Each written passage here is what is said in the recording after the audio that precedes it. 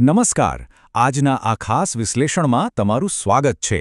તો ચાલો કોઈપણ જાતની ભૂમિકા બાંધ્યા વગર સીધા જ વિષય પર આવીએ. આજે આપણે એક અત્યંત રસપ્રદ અને પ્રાચીન શિક્ષણ પદ્ધતિને ડીકોડ કરવાના છીએ. આપણો આજનો મુખ્ય વિષય છે ગુરુ વાણી દ્રષ્ટાંત સાથે. સાંભળવામાં આ એકદમ નાનો અને સરળ શબ્દસમૂહ લાગે છે, સાચું ને? પણ ખરેખર આમાં જ જ્ઞાનના આદાન પ્રદાનનું એક ખૂબ જ ઊંડું રહસ્ય છુપાયેલું છે. આ માત્ર કોઈ સામાન્ય વાક્ય નથી, પણ એક એવી શક્તિશાળી ફોર્મ્યુલા છે જેણે સદીઓથી માનવ ઇતિહાસમાં જ્ઞાનને જીવંત રાખ્યું છે. તો ચાલો આ પરંપરાગત શિક્ષણ પદ્ધતિ પાછળના વિજ્ઞાન અને મનોવિજ્ઞાનને ઊંડાણપૂર્વક સમજીએ. હવે આગળ વધતા પહેલા જરા કલ્પના કરો, હજારો વર્ષો પહેલાંનો સમય, જ્યારે કોઈ પ્રિન્ટિંગ પ્રેસ ન હતા, ઇન્ટરનેટ તો દૂરની વાત છે, અને માહિતી સાચવવાની કોઈ જ ડિજિટલ પદ્ધતિઓ ન હતી. તો એક મોટો પ્રશ્ન એ થાય છે કે તે સમયે મોટા અને ગહન દાર્શનિક વિચારો પેઢી દર પેઢી કેવી રીતે સચવાયા હશે? તે વખતે તો જ્ઞાન માત્ર મૌખિક રીતે જપાતું હતું, અને આપણે સૌ જાણીએ છીએ કે માનવ યાદશક્તિ કેટલી નાજુક હોય છે. સમય જતાં આપણે ઘણી વસ્તુઓ ભૂલી જઈએ છીએ અથવા તેમાં ભીડસેડ થઈ જાય છે.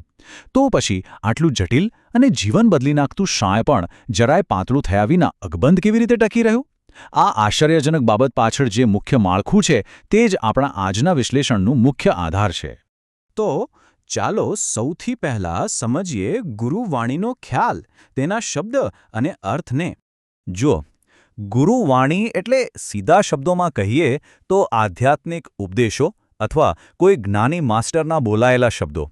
પણ આ કોઈ આપણી અને તમારી વચ્ચે થતી રોજિંદી વાતચીત નથી હોતી. આ શબ્દોમાં અત્યંત ભારે દાર્શનિક વજન હોય છે. હવે અહીં સૌથી મહત્વનો મુદ્દો એ છે કે આ ઉપદેશો ભલે તે ગમે તેટલા ગહન અને 100% સાચા હોય, પણ ઘણીવાર તે ખૂબ જ અમૂર્ત એટલે કે એબ્સ્ટ્રેક્ટ હોઈ શકે છે. સત્ય, ધર્મ, અસ્તિત્વ અને બ્રહ્માંડના નિયમો વિશેની વાતો સાંભળવામાં બહુ જ આકર્ષક લાગે છે. પણ વાસ્તવમાં આપણા માનવ મન માટે તેને પકડવી અને રોજિંદા જીવનમાં ઉતારવી ખૂબ જ મુશ્કેલ બની શકે છે. જ્યારે કોઈ માસ્ટર જીવનના ઊંડા સત્યો બોલે છે ત્યારે તે શુદ્ધ જ્ઞાન હોય છે, પણ તે જ્ઞાનને કોઈ ચોક્કસ આકાર આપ્યા વિના તેને લાંબા સમય સુધી મગજમાં ટકાવી રાખવું ખરેખર કઠિન કે લગભગ અશક્ય હોય છે.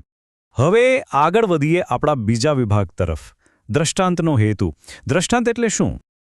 તો આ દ્રષ્ટાંત શું છે? આપણે ઘણીવાર આ શબ્દ સાંભળ્યો હશે. દ્રષ્ટાંત એટલે કોઈ જટિલ હકીકતને સમજાવવા માટે વપરાતું ઉદાહરણ કે વાર્તા. પણ માનો કે ના માનો, આ માત્ર કોઈ ટાઈમપાસ વાર્તા નથી હોતી. આ એક જબરદસ્ત મિકેનિઝમ છે, એક પાવરફુલ શૈક્ષણિક સાધન છે. આ ટૂલનો ઉપયોગ અમૂર્ત અને ઉચ્ચ સ્તરના વિચારોને એકદમ નક્કર અને આપણી રોજિંદી વાસ્તવિકતામાં ફિટ કરવા માટે થાય છે. એક બહુ જ સરસ રૂપક આપું તો, જો ગુરુવાણી એ આત્મા છે તો દ્રષ્ટાંત એનું શરીર છે.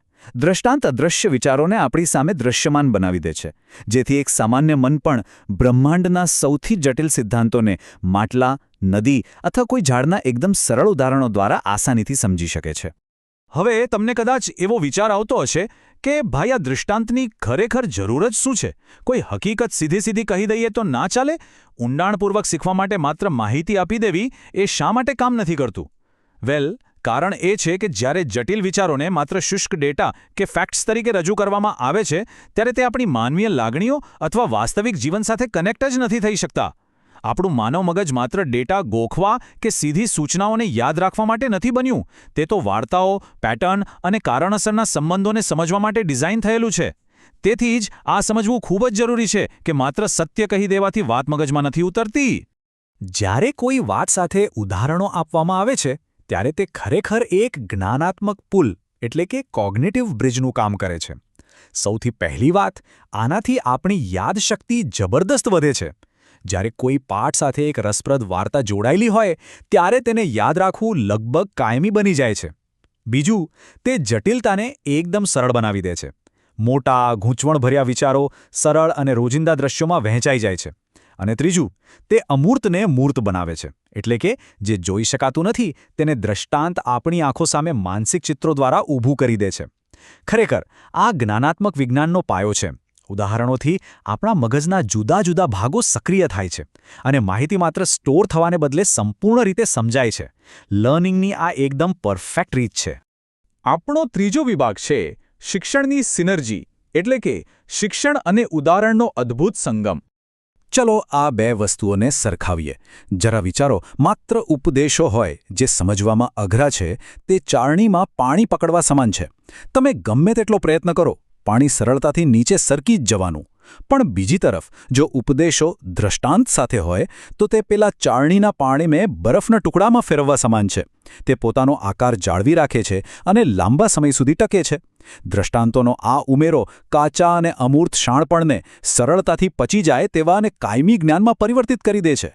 શૈક્ષણિક દ્રષ્ટિએ જુઓ તો આ એક અલ્ટિમેટ સિનર્જી છે. અને મિત્રો, આ જ કારણ છે કે આપણા પ્રાચીન ગ્રંથો માત્ર નિયમો કે કાયદાઓના શુષ્ક પુસ્તકો નથી, પરંતુ તે અદ્ભુત કથાઓ અને ઉદાહરણોથી છલોછલ ભરેલા છે. અને હવે આપણો અંતિમ વિભાગ, એક અંતિમ વિચાર, યુગો માટેનું શાણપણ. તો આ બધું સમજ્યા પછી એક બહુ જ રસપ્રદ સવાલ ઊભો થાય છે.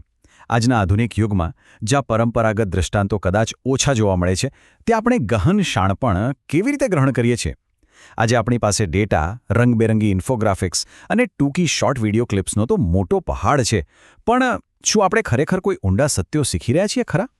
આજના સમયના એ દ્રષ્ટાંતો કયા છે? શું તે ફિલ્મો છે કે પછી વાયરલ થતા કેસ સ્ટડીઝ?